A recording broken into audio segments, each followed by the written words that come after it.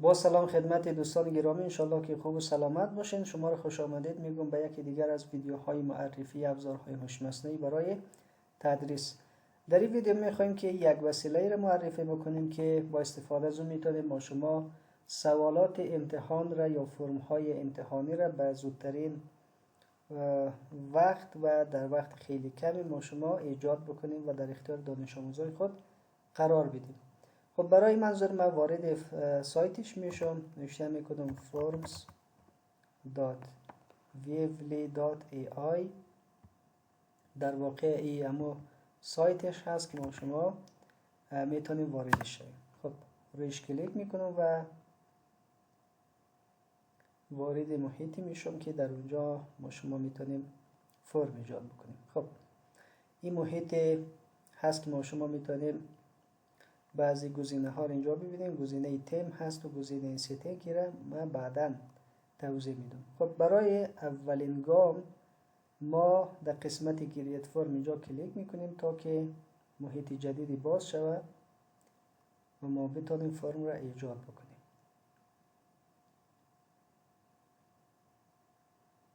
خب اینجا ما شما دو تا گزینه میتون داشته باشیم. یکی اینجا یک پرامپت رو نوشته میکنیم و از هوش مصنوعی میخوایم که خودش سوال را طراحی بکنه و یکی هم یک پی دی اف یا یک فایل را برش آپلود بکنیم و بخوایم که از روی از پی دی اف برای ما شما سوالات را طراحی بکنه. خب من میگم که برای من چند تا سوال طراحی بکن. میگم که design 5 multiple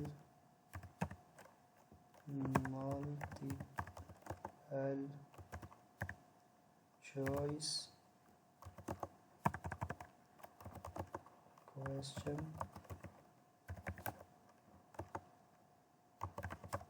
from quadratic equations with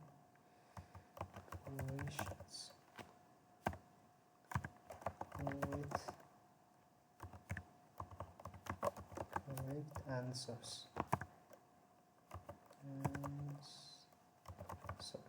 خب ای بابا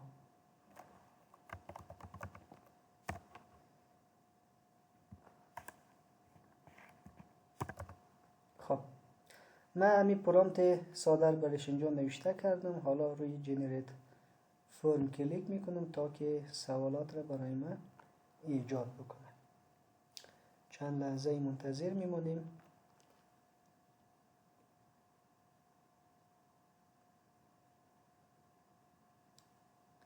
ببینید که سوالات خیلی دقیق و زیبایی را برای ما شما اینجا ایجاد کرد. خب در قسمت پایین حالا این آخرین صفحه هست که در آخر فرم برای من گفته که تشکر از اینکه کویز را شما تکمیل کردین. میتونم اینجا ایدیت بکنم یا حتی یک چیز دیگه اضافه بکنم، مثلا یک تصویر اضافه بکنم، یک پاراگرافی، ویدیو یا آدیویی را اینجا اضافه بکنم. مثلا من یک پاراگراف میتونم اینجا نوشته بکنم. میگم که wish you the best. حالا به عنوان نمونه باشه چون این چیز رو نوشته کردم. خب حالا میایم در قسمت خود سوالات را اگر روی هر سوال اینجا ما شما کلیک بکنیم میتونیم که جا در جا اینجا روی متن سوال، روی گزینه ها و روی اینکه آپشن ها اگر اشتباهی داشته باشه چیزی را حذف بکنیم از بینشان یا یک گزینه یا آپشنی را اضافه بکنیم میتونیم این کار انجام بدیم. پس در این خود محیط همه چیز قابل ایدیت هست. در قسمتی پایین اینجا اد پیج را اگر کلیک بکنیم دو تا گزینه باز میشه. گزینه اول برای ما شما یک پیج یا یک صفحه را نشان میده که یوزر یا همون دانش آموز ما شما وقتی وارد فرم میشه اونجا بعضی از مشخصات خود را وارد بکنه و یک صفحه دیگه میتونید به عنوان پیام موفقیت برای شاگردان ایجاد بکنیم که بعد از اینکه فرم را ثبت میکنه برایش یک پیامی ظاهر شود. خب من به عنوان نمونه گزینه اول انتخاب میکنم و اینجا میتونم که بعضی چیزها را اضافه بکنم. به طور مثال من میگم که قسمت شورت تکست اینجا مثلا از شاگردان میخوایم که اسم خود را نوشته بکنم، پس نوشته میکنیم نیم. میتونم روی گزینه مثبت اینجا کلیک بکنم و چیزهای دیگه مثلا شماره موبایل میگم که فون نمبر یا میتونم که ایمیلش را ازش بخوایم، ایمیل یا مثلا جیمیل. خب میتونم که گزینه های بیشتری هم داشته باشیم، ولی خب من فعلا همین 3 تا چیز را اینجا میتونم داشته باشم. حالا بیاین یک گزینه دیگه اضافه بکنیم به عنوان ای که صنف خود را دانش آموز انتخاب بکنیم. پس من از گزینه مالتیپل چویس اینجا استفاده میکنم، میگم که گرید، حالا گرید چند باشه اینجا میتونم که اینا را ایدیت بکنم، میگم که گرید 10 هست، گرید 11 هست و یا هم گرید 12. میتونم گزینه های بیشتر هم از این قسمت اضافه بکنم. خب آیا گرید نوشتنش الزامی هست در این قسمت؟ من میگم بله. اگر این گزینه را اگر فعال نگه دارم به این معنا که باید الزامی باشه. و چند تا گزینه را دانش آموز بتونه انتخاب بکنه. اگر من را غیر فعال بکنم خب میتونه که دانش آموز نمیتونه گزینه های بیشتر را انتخاب بکنه، میتونه یک گزینه رو داشته باشه و به این شکل اگر انتخاب بکنه میتونه گزینه های 2 تا یا 3 تا رو انتخاب بکنه همزمان. خب در قسمت بالا اینجا چند آپشن دیگه ما شما میبینیم که روی سیتینگ ما میاییم و این قسمت رو توضیح میدم.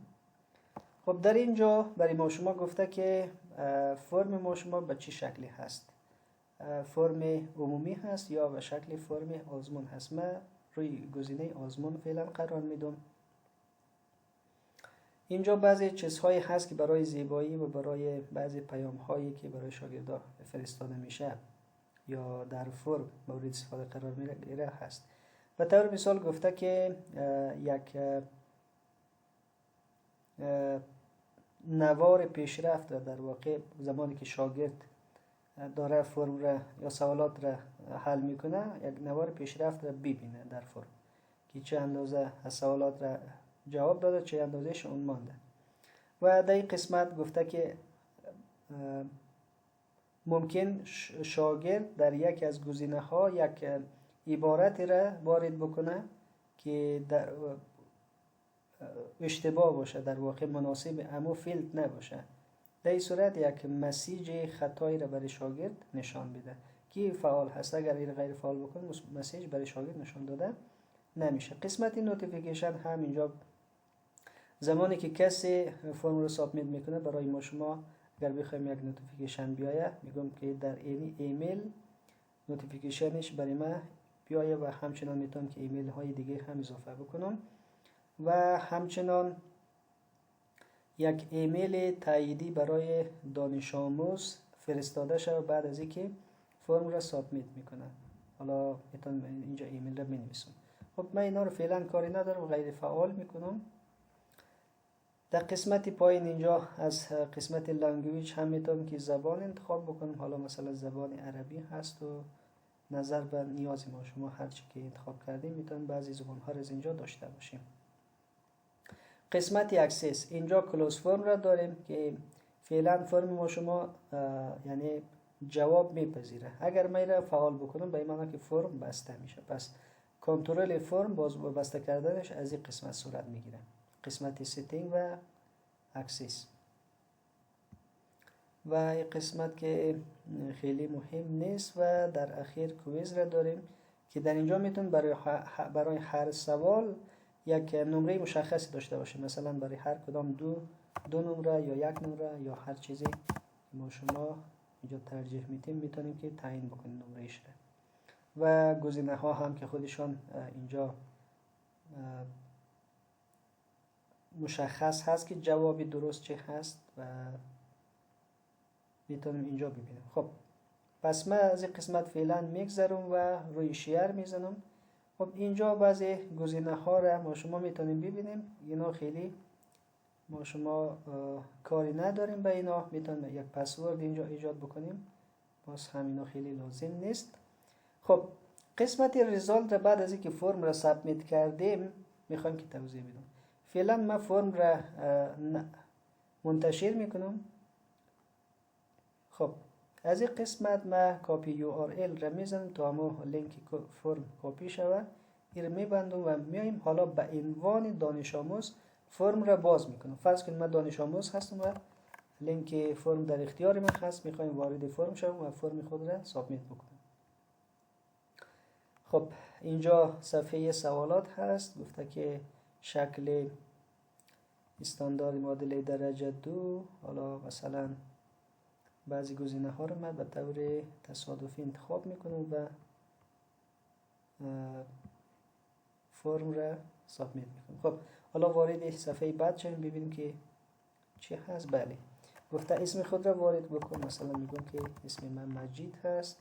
قسمت شماره تلفن اینجا کد کشور خودش پیشفرض نمایش میده.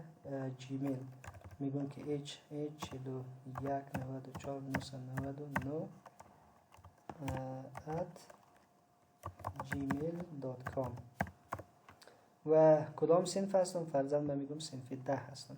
خب مراحل فرم را من انجام دادم. حالا میخوایم که در اخیر فرم خود را سابمیت بکنم. روی سابمیت میزنم و همون پیامی که در اخیر فرم ما شما داشتیم برای من ظاهر میشه. حالا این قسمت را من میبندم و کاری ندارم. دوباره به عنوان استاد میایم در همین محیط قسمت ریزالت اینجا کلیک میکنم و میبینم که فرم به چه شکلی هست. حالا نتایج رو میخوایم اعلام بکنیم در واقع. خب در اینجا به شکل فردی میتونم هر سوال را برای هر فردی ببینم. مثلا به عنوان کسی به اسم مجید هست، مشخصاتش هست و سوالاتش و جوابهایی که انتخاب کرده. در اینجا هم میتونم که حالا فرض کنین تعداد شاگردان زیاد باشه، بر چه اساس ترتیب شه، یعنی اسامی شاگردان و چه شکلی باشه. بر اساسی که در آخر کسانی که سابمیت کردن اونا رو اول بیاره، اونایی که اول سابمیت کرده بود در آخر، یا بر اساس حروف الف با. همین دو تا گزینه رو ما شما اینجا داریم.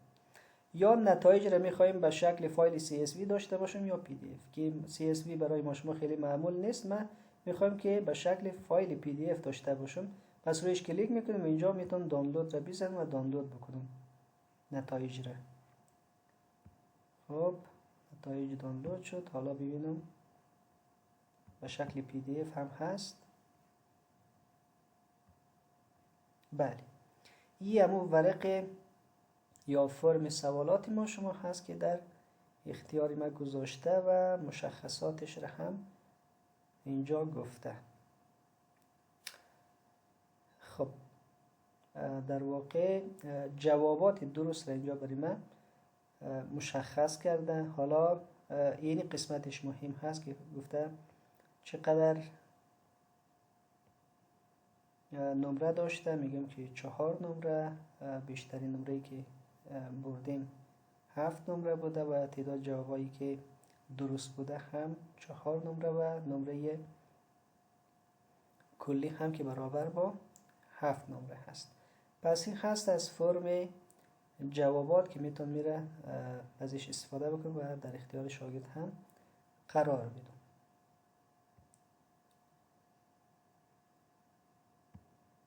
خب پس به این راحتی ما شما میتونید که از این ابزار استفاده بکنیم و برای طراحی فرم های امتحانی کار بگیریم و به زودترین فرصت در واقع بتونیم یک فرمی را که مثلا 20 سوال یا 30 سوال داشته باشه به این راحتی طراحی بکنیم و در اختیار دانش آموزا قرار بدیم.